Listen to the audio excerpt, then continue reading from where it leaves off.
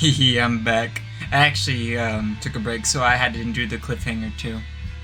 Um, well, yep. Onward. Where were we? The pounding of his heart is like thunder in his ears, so loud that he fears the creature might hear it. He knows it will eat him as it finds him again, but it's all he can do to keep from crying. Oh no.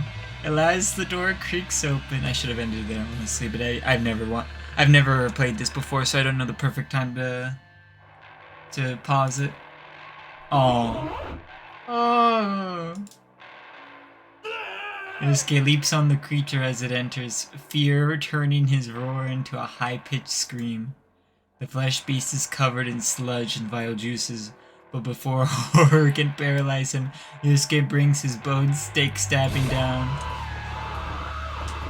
The monster screams as the stake pierces its chest and punches through to the other side.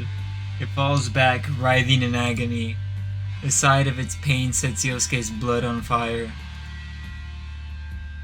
I can win. I can kill it. If I finish it off before it enters my head again, I'm safe. Yosuke grabs the bone and twists with all his might. The monster convulses and gurgles, its trembling tentacles reaching up as though begging for help. Yosuke knocks it to the floor, then brings his heel crashing down on its flopping body again and again. With each stomp, its groans and spasms grow weaker. When the monster at last stops twitching, Yosuke, panting hard, tears the stake from its corpse and rises to his feet. Aww. Something squeals. Yosuke turns around to see another smaller monster peeking out at him from the stair landing. There's still one left. Why am I laughing? This is so... I can answer that. In uncomfortable situations, I start laughing. It kind of sucks when it happens in real life, but it depends. Yeah. Just so you know, it's fucked up, but it's funny because it's I don't know. It's not funny. It's funny. It's funny. His desperate rage-filled attack both exhilarated him and gave him a taste for violence. This one will be easier. It's smaller and weaker. No! No, okay. Oh, God. Grinning maniacally, Yosuke raises his stake and moves toward the second creature. The monster flees screaming down his...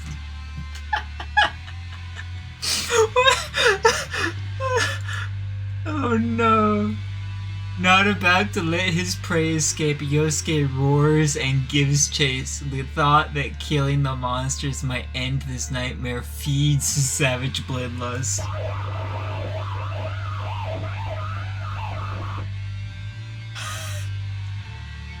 When the monster trips and falls in the dining room, Yosuke leaps on top of it and brings the stake crashing down, his bloodlust unsated.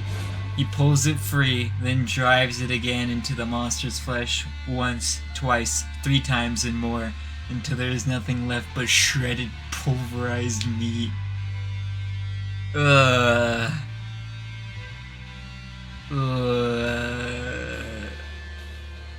I don't know, man. It's kinda messed up. Eventually, the only sound in the house is Yosuke's heavy breathing. He has slain 2 monsters, but the nightmare shows no sign of ending. Yosuke staggers to the front door and goes outside.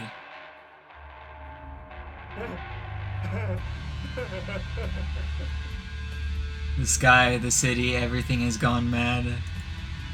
I wonder what the sky actually looks like. They didn't really show it. Twisted shapes, nauseating colors, stinking air. There is no escape, no end to the nightmare. The last remnant of Yosuke's sanity vanishes like dust in the wind. Oh my god, Kansas-san. Oh. Yosuke turns to the sound of a girl's voice. Oh jeez. She is standing in front of the house next door, wearing a spotless one piece over her pure white skin. In the midst of this filth-ridden world, she alone glows with beauty.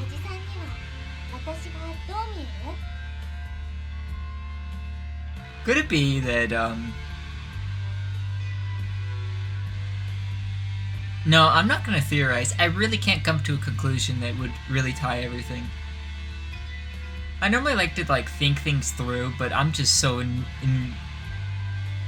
Man. Was it enraptured? That's a good word. With the story that I just really can't think of anything.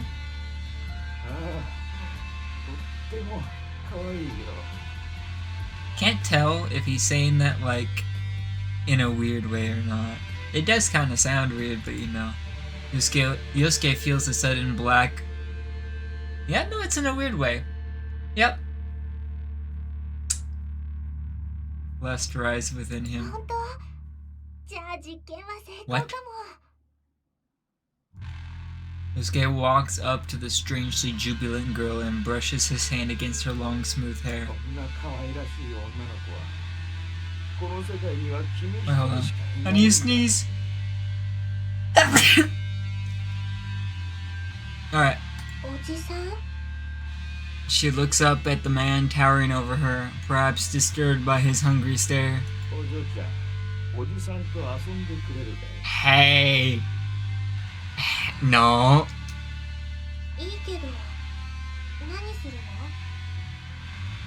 Oh god.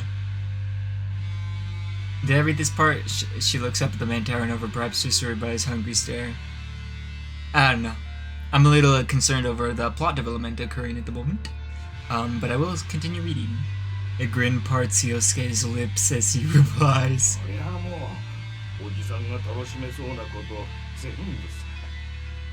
Damn. With that, he grabs the girl's collar and tears the front of her dress wide open. Shock and fear twist the lovely girl's delicate features, stimulating Yosuke's sadism. This guy's a little bit fucked up. It's hard to tell if it's the environment or everyone's just fucked up. Even after killing those two monsters, the embers of violence still smolder in his heart, and now they have new fuel to burn.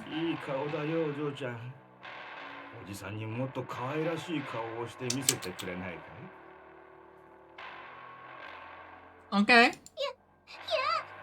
Well, at least she's against it. The terrified girl flees into the Sakisaka house. Yosuke runs after her, feeling the joy of the hunt. Aww. Even in desperation, she has no hope of outrunning his longer stride. Yosuke charges down the hallway and catches up to her in the kitchen. He grabs her from behind and wrestles her to the floor before she can resist. Ugh.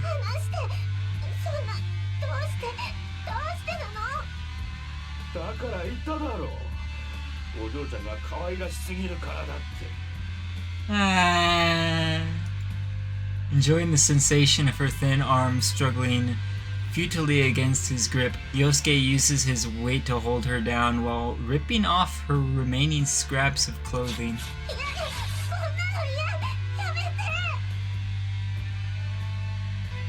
You know, I ended a cliffhanger thinking, aha, he's just gonna kill his family. And that was it. Why'd this end up being a lot worse? Man? Yosuke stares at the smooth, perfect body of the girl flopping beneath him. The thought of violating such an immaculate creature amid the horrors of this twisted world is irresistibly arousing. I can't. Do I have to say these things out loud? Yosuke runs his tongue over her, stabbing it.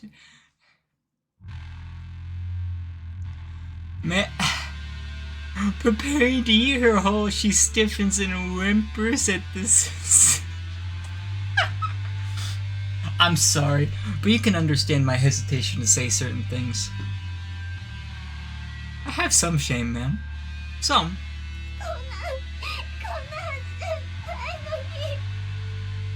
Man, her tear-choked voice satisfies Yosuke's lust for conquest.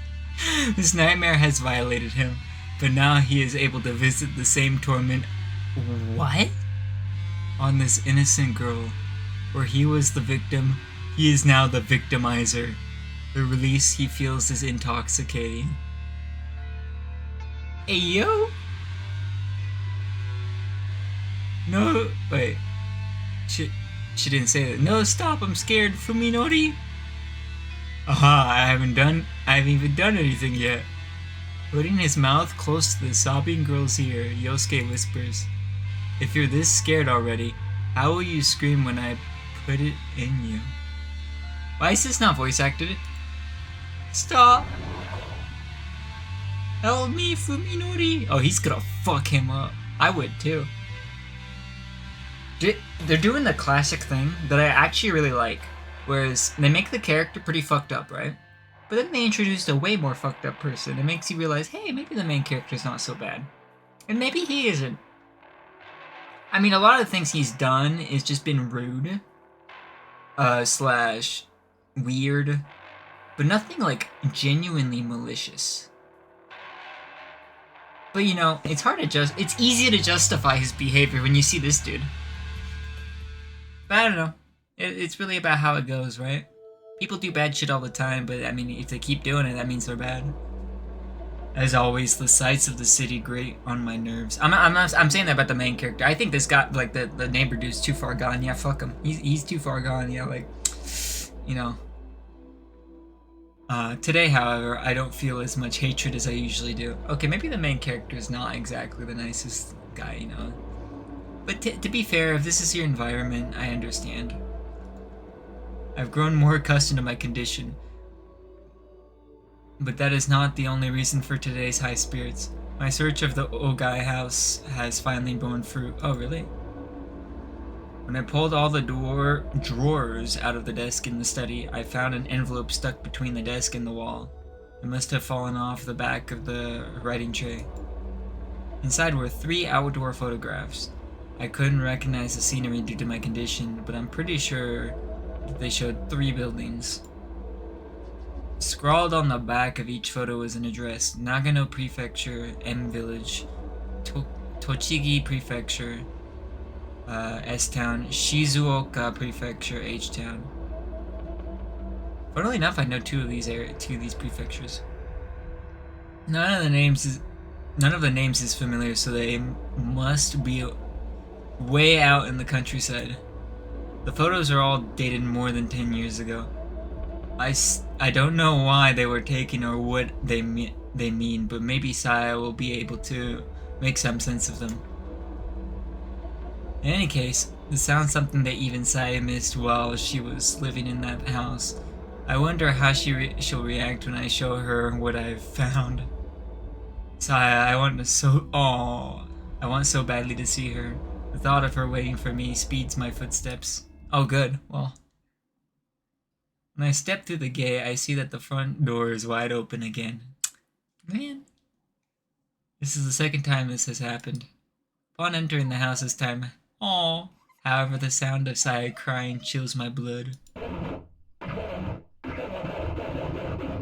And it's not just her, I also hear low, wet grunting. Okay, so he perceives...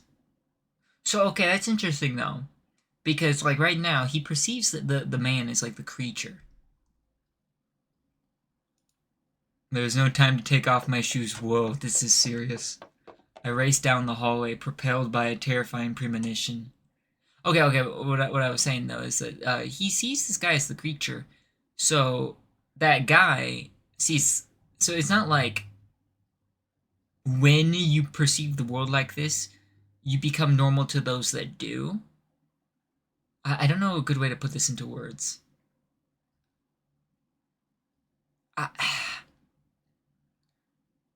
Saya is different than them.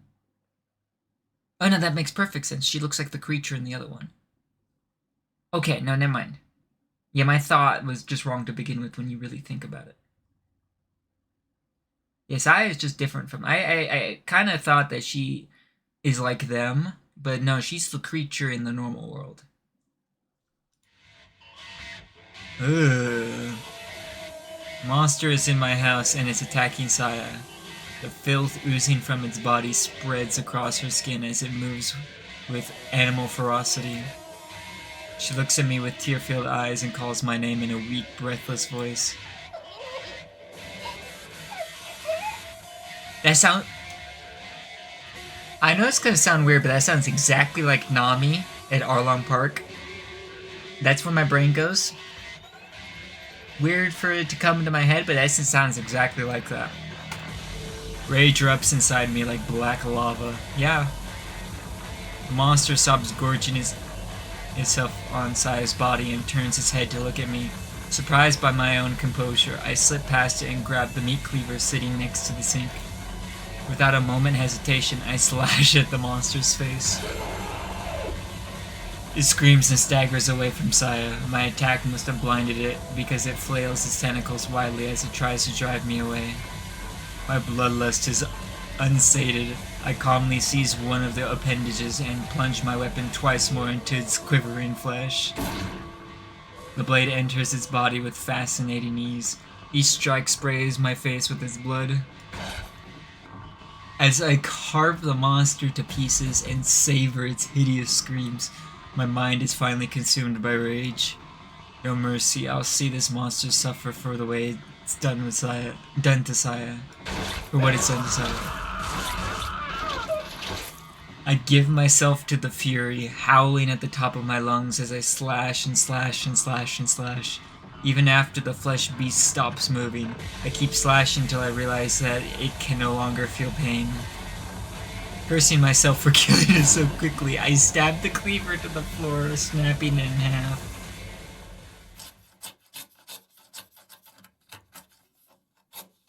When my thoughts finally begin to regain some cohesion, I find myself still digging the broken knife into the floor.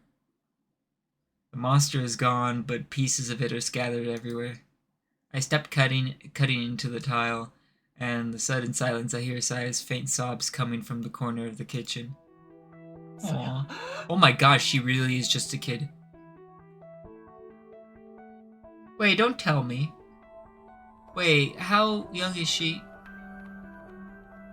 She looks a lot taller when I see her alone.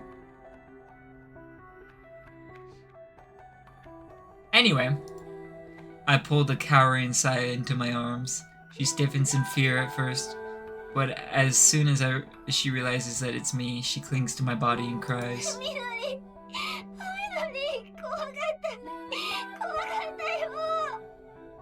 Man, I don't know what to say, but I can only keep holding her. It should never have happened to Saya. Everything in this twisted world is to blame. Yes, including myself. I couldn't protect her. If I'd been here, then maybe I could have prevented this. Aww. She says again and again in a voice choked with tears. Not wanting to hear that from her, I pull her head into my chest. I mean, true, yeah. I try to reassure her, but she shakes her head vigorously in denial. Oh, that's true, never mind, she did kind of do it. I don't understand, what is she saying?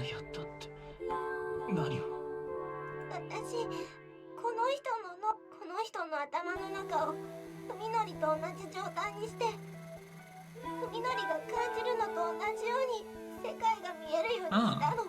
She answers, glancing at the dismembered monster with her swollen eyes. It takes me some time to understand the meaning of Saya's words.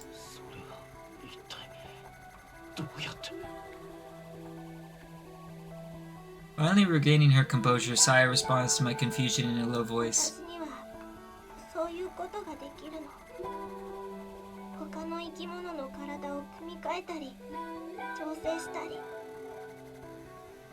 Okay.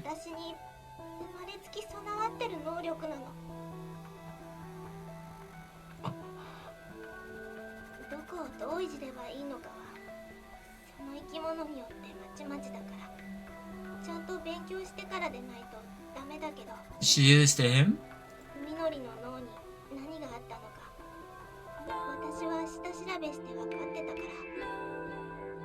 Oh, so this is specific. だから同じことができるかどうか他の人で実験してみたの。なんでそんなことを。そうすればみんな文則みたいに Oh. 私に優しくしてくれるように Wow. He was a little too kind. Okay, not kind at all, but you know what I mean. My heart aches at the loneliness in her voice as she confesses her sorrowful wish. それなのにこの人は Yeah, he 優 wasn't. しくなんかなかった。さやのことをいじめたいって。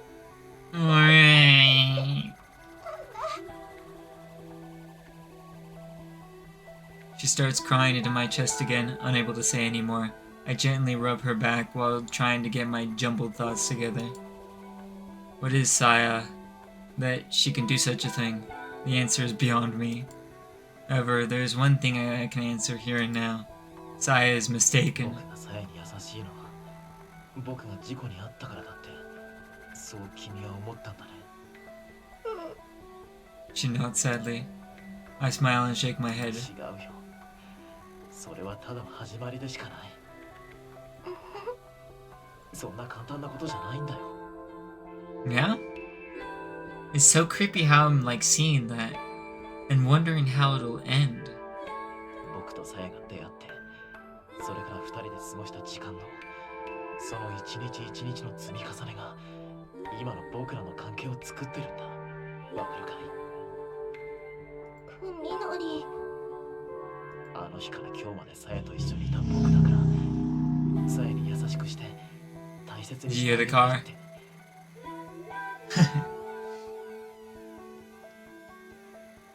そう思う僕になった。そう思われるさやになったんだ。これって大変なことだろ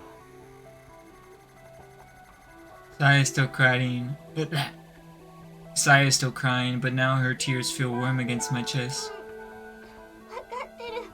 さっきやっとわかった。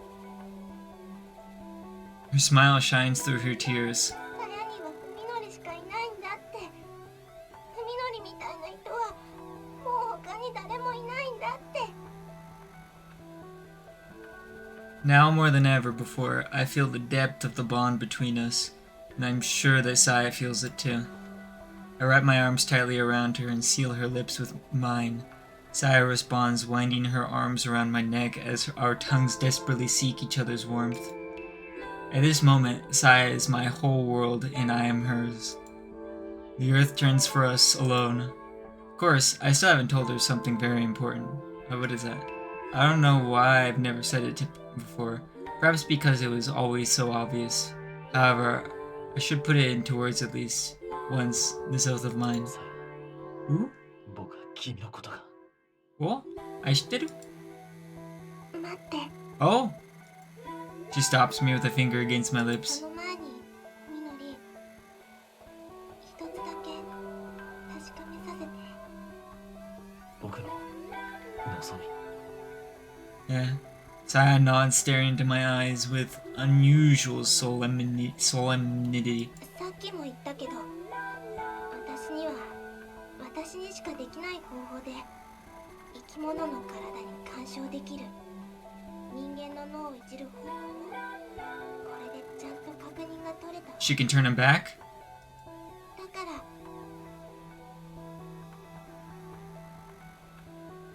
Saya pauses and takes a deep breath before continuing.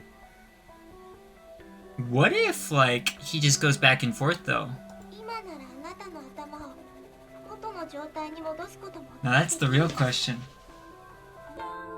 なんだって。 Until now, that hasn't been in the realm of possibility. That hasn't even been in the realm of possibility. その人にやったのと逆のことを文則にしてあげればいいだけ。とっても簡単なことよ。 I replay the Saya's words in my head to be sure of their meaning. だから文則、教えて。あなたが昔の暮らしに戻りたいかどうか。あの事故で失ったものを取り戻したいのかどうか。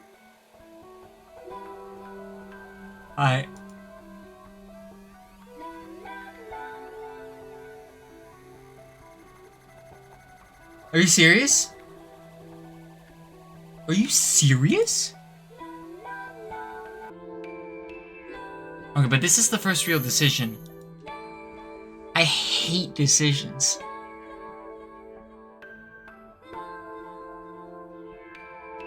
I hate them.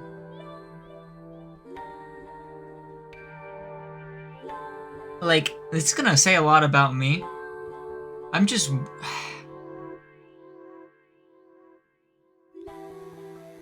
Am I lonely? This is because think, okay, let's think. Okay, let's actually take a second to think. In this situation, you lose the woman you love, but you get to live your life normally. Or keep the woman you love, and your life is shit. When you think about it like that, I'd rather have the woman I love. It's such a hard decision, but I kind of like... I'll definitely do both in the future, so I'm gonna just go with what I would pick. And I think I would pick this, especially in this situation, because I obviously think that I would be more inclined to pick this in this emotional state too. But even then, I think I would pick it when completely normal, like completely thinking logically. Either one sucks, or is great. Honestly, I wish I didn't have the choice. I'm fucking keep it the way it is. But I will continue. I will do the other one because I wonder which one's better. It's, you know, in case this ever happens to me, I'll know the answer now. Damn, though. On that terrible day when I first opened my eyes after the accident, what would my answer have been? When I think back on this many years from now, will I wish that my answer today had been different? Dude, that is a good question. Doesn't matter. Here at this moment, there is no doubt in my mind. I ask Saya, looking at the unidentified pieces of the monster. 隣の家に住んでたおじさん。名前は知らないけど。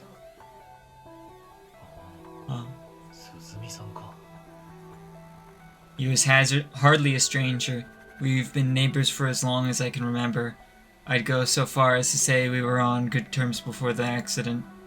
And now I've killed him with my own two hands. I feel a little... Mr. Suzumi, the kindly painter who lived next door, is but a distant memory. The pieces of meat around me belonged to a creature whose mere existence was nauseating. Only by killing the vermin could I find relief. He complained about my yard being filthy. The swine. It doesn't matter what Saya did. He wasn't worth keeping alive any- Okay, calm down. Okay. Don't make me regret my decision, sir. Actually, it'd probably be a lot worse. I think he'd freak out if he switched back. These are my honest feelings. My hands are wet with another man's blood, and yet I am utterly calm. Now I know what I lost in the accident. Saya says that I can take it back, but I know that I cannot. It is gone forever, like the life of the man called Suzumi. 僕の異常を治すことは医者には絶対できないことだったんだ。海のり？人間にできないことを簡単にできるっていう君は人間じゃないんだね。Saya looks away, her expression unreadable. Everything is monstrous and loathsome in my eyes. Everything but Saya. I thought that she was somehow unique. I was wrong. I see her just as everything else. I see her just as I do everything else, as something other than what she really is. But why should that surprise me? Saya is part of my world, just as I am part of hers. It doesn't change what we are to each other. I stand and walk over to Suzumi's dismembered corpse. 昔読んだ漫画でさ、事故から生き返ったせいで世界が当たり前に見えなくなる男の話があった。Did they steal the idea? Finally realize that even though the stench of these monsters' flesh turns my stomach, their blood and guts smell pretty good. In fact, I know this fragrance quite well. その男の目には人間が石くれに機械のロボットが美女に見 What え the る。 fuck? I want that.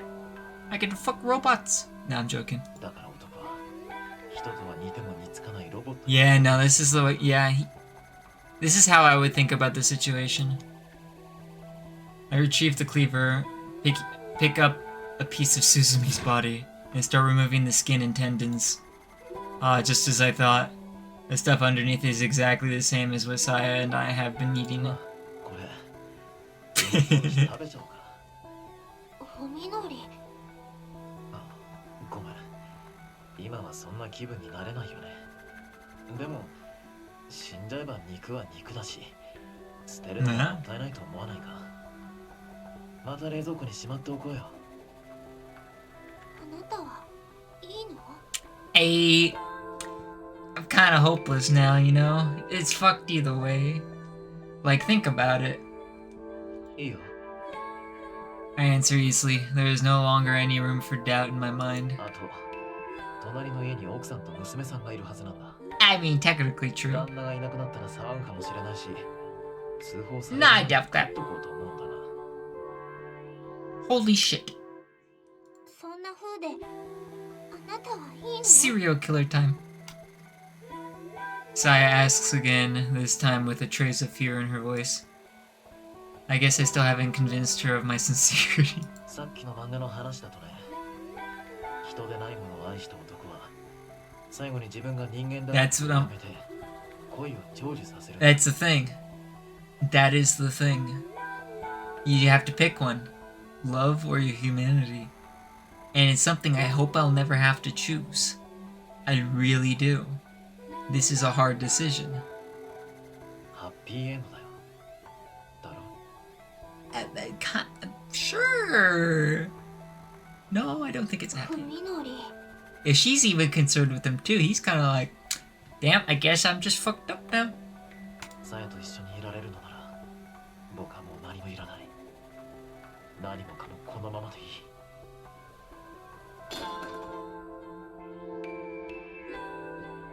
Tossing the knife and meat aside, I pull Saya into my arms once more. Man, I hope I made the right choice. I don't think there was a right choice though, so I'm not like feeling too worried. I think no matter what I picked would suck. But with that, I will end it here.